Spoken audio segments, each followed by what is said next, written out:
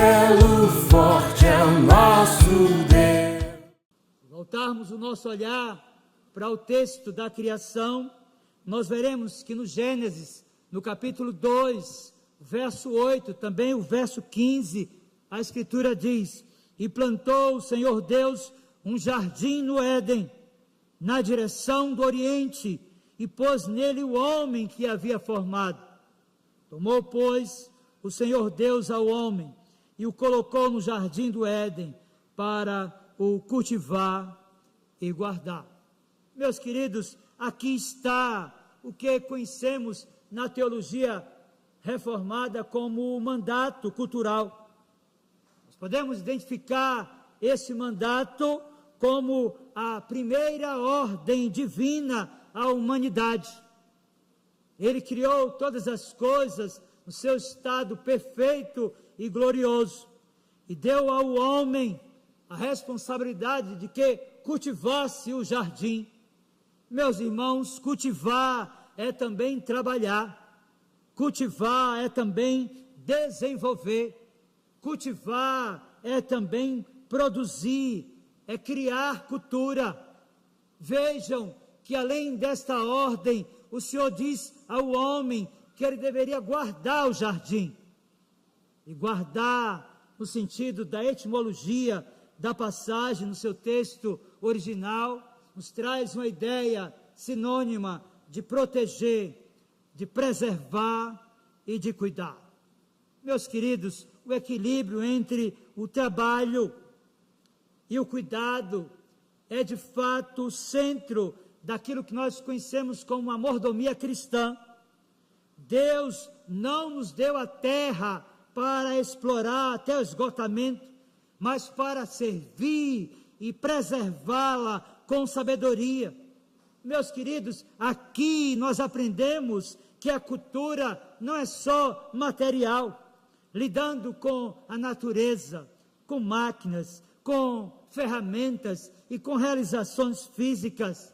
A cultura aqui é também um empreendimento espiritual, é uma luta nas esferas da verdade e dos ideais. Meus irmãos, quando a COP30 fala sobre sustentabilidade, sobre a redução de emissões de gases e a preservação ambiental, o cristão que experimentou de Cristo, que vive um processo contínuo de santificação, pode responder: isso está na Bíblia, lá no Gênesis. Daí a consciência de que o cuidado com a criação está intimamente ligada a uma obediência espiritual. Meus irmãos, a crise ecológica moderna é, antes de tudo, uma crise moral e espiritual. O que nós percebemos no relato da queda é que o homem quis ser como Deus, ele quis dominar a criação sem limites, e isso originou a separação dos propósitos que Deus tinha de mantê-los no jardim, de fazer prósperos naquele lugar, de fazer com que eles vivessem em harmonia, não apenas com o Criador, mas com a própria criação. A resposta que os cientistas buscam, a proporção que investem recursos, está naquilo que a Bíblia nos revela. Foi a queda que trouxe todas as disfunções climáticas, foi de fato a queda que trouxe essas catástrofes nas quais temos enfrentados nesses dias, sobretudo aqui no Brasil. Meus queridos, o livro do Gênesis vai fazer com que o nosso olhar tenha uma percepção para além daquilo que é sociológico. O aquecimento global e tudo quanto nós vivemos nas catástrofes em redor do mundo, o superaquecimento, os frios em lugares, as geleiras que se derretem, o mar que avança os seus limites, refletem a desobediência original do homem e o descaso da humanidade com esse jardim tão belo que Deus fez. Meus queridos, logo, degradar o meio ambiente é um ato de ingratidão. Logo, degradar o meio ambiente é um ato de rebelião contra Deus. Meus irmãos, a igreja deveria ser o exemplo de mordomia fiel, quando o tema é ecologia, cuidando do que Deus criou. Enquanto o mundo discute políticas climáticas, a igreja deve cumprir a sua missão, proclamando que a solução começa na restauração do ser humano com o seu Criador.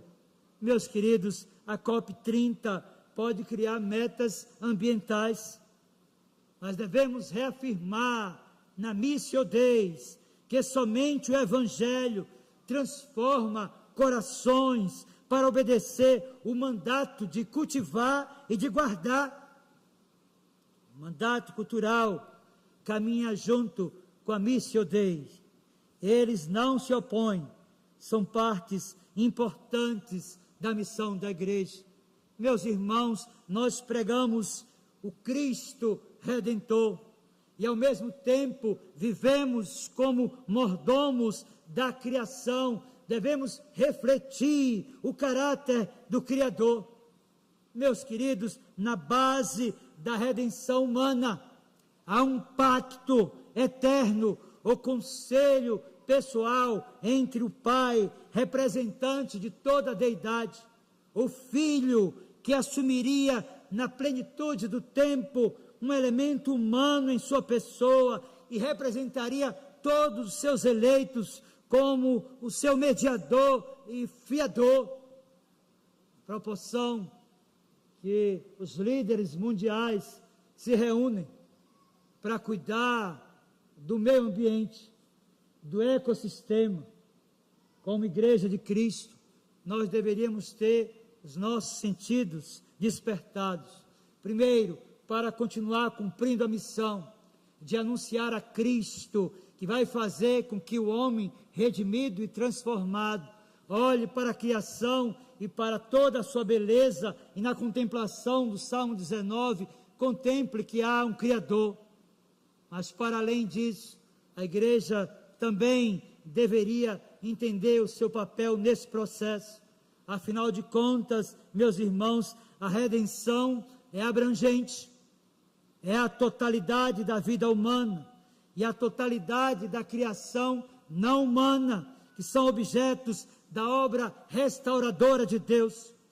Em linguagem simples, a restauração, meus irmãos, de toda a boa criação de Deus está registrada nas Escrituras, que são claras quando afirmam que a redenção não diz respeito apenas às pessoas, mas à criação de forma geral.